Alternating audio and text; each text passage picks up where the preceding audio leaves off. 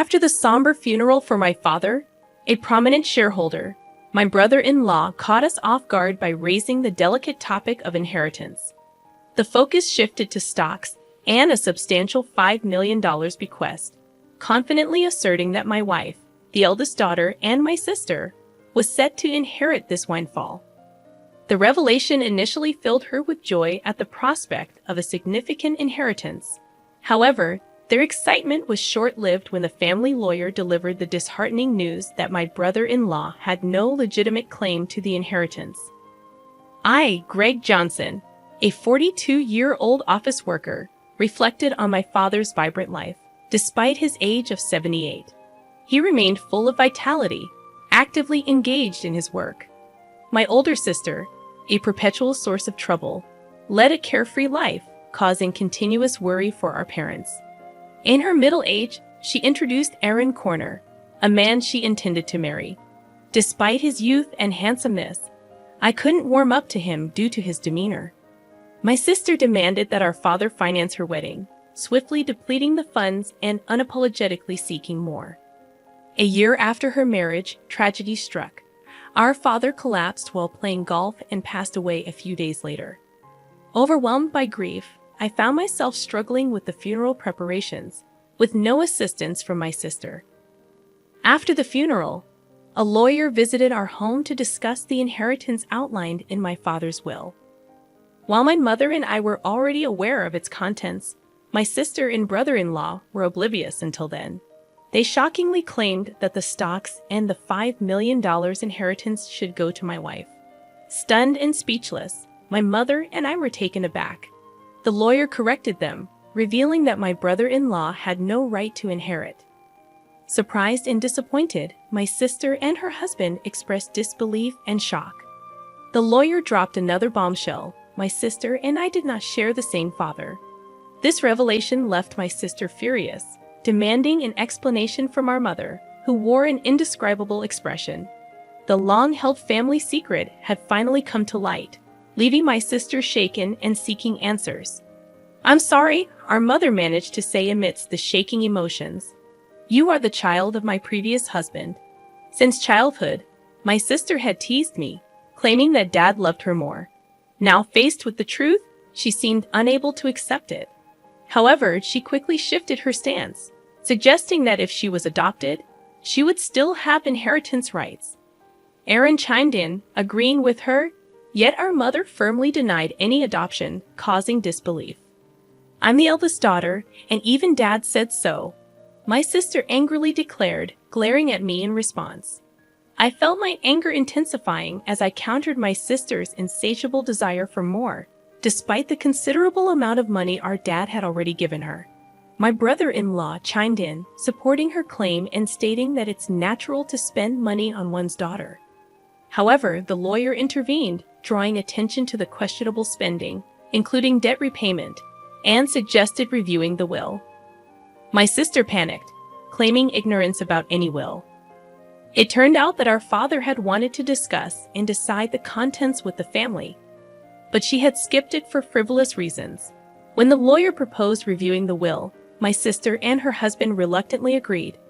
The will clearly stated the transfer of property to my mother and me, explaining why my sister was not adopted.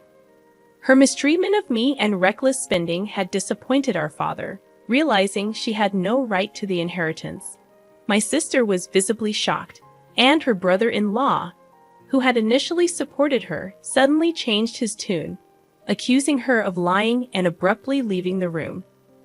In her anger, my sister blamed our mother for not asking to have her adopted, claiming it was unfair that only Mom received the inheritance.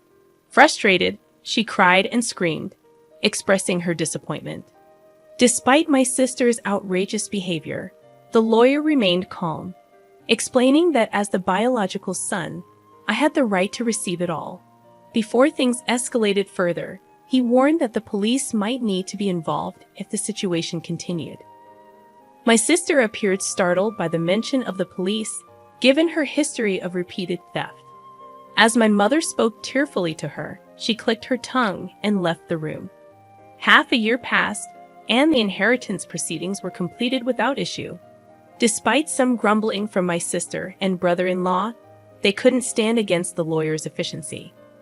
My mother gave my sister a small amount of money, but I had no intention of interfering. The frustrating part for our family was that the two had disappeared. Their blatant greed was so evident that even our relatives were lost for words. One day, my wife suggested that my mother, daughter, and I go out to eat. Since my father's passing, our mother had been down, but she showed smiles when with her granddaughter. I suggested to my mother, "Why don't you live with us?" But you know, Rook still comes home occasionally. Sis only comes around to beg for money, doesn't she? How long does she plan to keep this up? The reason my mom defends my sister is that she is her blood-related child, and there might be concern that if we visit our family home, my sister might cause trouble again. Understanding that, I told her to take her time thinking about it, and then drove my mom to our family home. Upon arrival, we encountered something unexpected. The lights were on in our supposedly empty home. It wasn't the time for the helper to come, so we were puzzled. I parked the car, suggesting, "Let's go up and have some coffee with Mother." We got out of the car and headed to the entrance, but the moment we approached the door, a car came rushing in. "Mom, watch out." Hearing my daughter ahead of me, I shielded my wife with my body. The car just grazed me, and I managed to dodge it, but I collided with a nearby flower bed, injuring myself badly. The car stopped after hitting the garage door. "Are you okay, Dad?" My wife and daughter rushed over, supporting me. Mother was trembling in shock at the sudden event. Understandably, from that moment on, a day of turmoil began. I was taken to the hospital by ambulance and had to be hospitalized briefly. Later, I heard that Aaron Warner, my brother-in-law, was driving the car. According to the police, he explained that he mistook the accelerator for the brake. However, I had my doubts about that story. Amidst all of this, my sister and mother visited me in the hospital. Mother left briefly to arrange flowers, and during that time, my sister coldly looked at me and said, "You're only tough and bodied, huh?" With a slightly disappointed tone, I couldn't help but give her a smile. If I had died in the accident, Mom would inherit everything, right? "Messed up your plan," I said a bit sarcastically, and my sister looked uneasy. "You planned this, didn't you?" When I asked, my sister looked away, and I added, "But I won't be accepting Mom's share, so it won't work out for you." My sister looked surprised at this. She probably thought I would naturally accept it. I have a wife and kids, so I passed the inheritance to them. It's not strange for the head of the family to think that way. Even so, I've made a will early, like Dad did. My sister was taken aback at this. "What? So that means—" "Yeah, unfortunately, my share of the inheritance won't go to Mom." My sister stared at me, then began to shake with anger. "There's $5 million, right? You could at least share a bit." When I immediately refused, my sister furiously grabbed my collar. "I'm your sister. We should split it." Whether it was the amount of the inheritance that drove her mad, she continued to scream in a very aggressive voice. I felt pity for my sister. It's that greedy attitude that disappointed Dad. Don't you get it? My sister's face turned even redder, and she grabbed my neck. "Bro, stop it." Mother, who had just returned, scolded her loudly. Then the nurses, called by the nurses' call button, arrived and escorted my sister out of the room. Mother seemed to want to protect my sister, but my sister had lashed out at her too. As she left, she asked, "Why did she turn out like this?" Hearing Mother say this sadly, I felt the pain in my heart. Later, Mother's health deteriorated, and she fell off, gradually weakening. My wife and I started visiting the family home more frequently to support her, but this seemed to upset my sister. Probably she encountered my wife when coming to ask for money or heard about it from Mother. One day, my sister called my cell phone. "From now on, we will take care of Mom. You guys don't need to come. Watch this." All of a sudden, however, my sister wasn't listening and said, "We've already decided," before hanging up. My wife told me she had been turned away by my sister. Too concerned about how my sister, who had no experience in household chores or living, would manage, I quickly contacted Mother. To my surprise, I found out that my brother-in-law had experience in caregiving. Mother was still independent, not yet in a worrying state. This reassured me. However, within just a month, Mother was rushed to the hospital in an ambulance. It was said to be due to a medication dosage error. When we rushed to the hospital, Mother was shockingly weak. The doctors also seemed puzzled by her condition. I couldn't recall such a mistake ever happening before. Leaving my wife to care for Mother, I went to our family home, which was in a terrible state. Despite my mother's love for cooking, the usually well-stocked fridge was shockingly empty. Even the helper had been swiftly dismissed. Feeling ashamed of trusting my sister even a little, anger surged within me. Checking the safe where valuables were kept, I discovered a large amount of money missing from Mother's passbook. The passbook with the inheritance was secure in a bank locker, but there was hardly any money left for living expenses. Returning to my mother, I explained the situation and revealed my sister's betrayal. Brooke did such a thing. Mother seemed unaware of the passbook issue and showed a shocked expression. When asked about the medication error, she explained that my brother-in-law had prepared it and looked troubled. "Mom, I don't think you should let them into that house. They claimed they would take care of you, but the state of that house was the worst. And you've gotten so frail. Haven't they been feeding you properly?" Speaking with concern, I hung her head. "Mom, let's live together. I'll build a new house, and we can live there together." Moved by my suggestion, Mother shed tears. However, her condition continued to worsen. Despite the doctor's best efforts, they, along with my sister, seemed to weigh heavily on her. Ultimately, Mother passed away without recovering. When I went to the family home for the funeral, all the valuable items had disappeared. It seemed that my sister and brother-in-law, in need of money, had taken them. Standing in the desolate place, I was overcome with anger. I had to find a way to make my sister take responsibility for Mother's sake and as atonement for what she had done. I resolved to do something. The day after Mother's funeral, my sister and I met at the lawyer's office to discuss the inheritance. Condolences, but as her daughter, I'm entitled to Mother's inheritance. My sister said with a sense of superiority that made me laugh involuntarily. She seemed to be under some misconception. "Let's open the will then." As the lawyer revealed the contents of the will, my sister turned pale. "You're joking. Why, bro? You are not entitled to any of the inheritance. This is in accordance with Dad's wishes." My brother-in-law started to get angry, but the lawyer had nothing else to say except repeat the same thing. "This must be a mistake. Bro is her child, isn't she?" My brother-in-law suddenly became furious, throwing things off the table. "Are you trying to trick us? We won't let you get away with this. Give us the inheritance now." "Aaron, you planned to kill Mother, didn't you?" When I asked, my brother-in-law glared at me unpleasantly. "Oh, I wouldn't do such a thing." "Then why did the medication error occur?" My brother-in-law appeared annoyed. "I don't know anything about that. It's impossible that I can't inherit. You must have done something." My sister was getting more agitated. "Now I'm even behind on my condo payments." I was shocked. She hadn't rushed to Mother's side after hearing of her death because she was busy with such matters, hoping for the inheritance. "Really, there's nothing left." My sister pressed the lawyer. "That seems to be the case. Let me explain in detail." The lawyer explained the details of the inheritance. Ultimately, after deducting what my sister had withdrawn and sold, there was hardly anything left for her to inherit. My sister held her head in dismay. I had discussed this in advance with the lawyer. I found satisfaction with the outcome. "Stop joking. There can't be so little." My mother and I hadn't told my sister, but most of Mother's property had already been distributed to my children, her grandchildren. Therefore, there was already little left to inherit. However, my sister kept murmuring her dissatisfaction. I felt nothing but resentment towards my sister, who had lived off the money given by Father and now Mother, thinking she could rest easy knowing I would take care of her. "But you just took her money.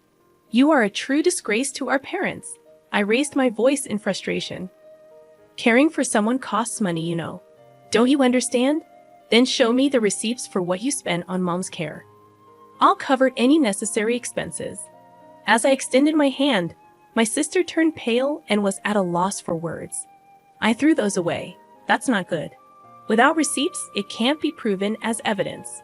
Hearing the lawyer's words, my sister struggled to find a response.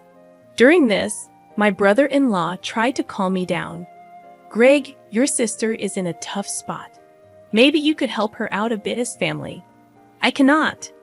My immediate response left my brother-in-law speechless. I've been hurt by my sister for a long time. Frankly, I feel like it's karma, but you're the only siblings. Maybe just a little. He tried to say more, but I refused. I was filled with anger, and so was my brother-in-law, apparently. Dan, if that accident had worked out, Rook would have had the entire inheritance. What accident? Before I could ask, my brother-in-law started talking on his own. Because of this brother, things didn't go as planned. I was supposed to get a new car, but now there's barely enough money left even for repairs. My sister tried to stop him, but it was too late. That's a pretty serious statement. You could be accused of fraud. The lawyer held a recorder, smirking at my sister and brother-in-law. What the heck? Isn't that against the rules to do that? You agreed to our conversation being recorded at the beginning, didn't you? Called out by his own words, my brother-in-law's face turned pale. To him, I had one thing to say. Aaron, I will be pressing charges about that accident. Don't joke. Where's the evidence? The evidence has just been provided by you. My sister, crying, began to hit my brother-in-law. You idiot! It's all your fault. Why did you say that? Later, my brother-in-law faced legal consequences for his actions. Additionally, unresolved suspicions about his past emerged, requiring police involvement. For some time, my sister, as an accomplice, was said to face lesser charges. However, struggling with her condo payments, she was turned away by relatives when she asked for money. In contrast, I chose to work earnestly and not rely on inheritance. Now, receiving stock dividends has become a small pleasure in my life. In the aftermath of the legal proceedings, the rift between my sister and me widened. The family bonds that were already strained became nearly non-existent. Despite her attempts to seek support from relatives, my sister faced a cold shoulder, and her financial struggles continued. Meanwhile, I focused on building a stable and fulfilling life for my own family, working diligently. I found solace in providing for my wife and children without relying on the tumultuous inheritance battles that had plagued us. The stock dividends became not just a financial benefit, but a symbol of my commitment to a more secure and principled life. Over time, my sister's situation didn't improve. The consequences of her actions weighed heavily on her, both financially and emotionally. It became a stark reminder of the importance of responsible choices and the lasting impact they can have on one's life. As the years passed, I held no ill will towards my sister, recognizing that everyone faces their own battles and makes their own choices. Still, the events that unfolded served as a powerful lesson about the significance of integrity, responsibility, and the enduring consequences of one's actions. In the midst of the turmoil, I found strength in forging ahead with resilience, determined to create a future that wasn't tainted by past misfortunes. The dividends, once a mere financial gain, evolved into a testament to the enduring power of personal growth and the ability to rise above adversity. Life moved forward, and I embraced the opportunities to thrive, leaving behind the shadows of familial discord. The lessons learned from this chapter of my life became an integral part of shaping my values and decisions, ensuring a legacy built on principles rather than the pursuit of material gain. In the end, it was not the inheritance that defined my journey, but the choices made along the way. Choices that led to a life grounded in authenticity, resilience, and a commitment to building a better future for those I cared about the most.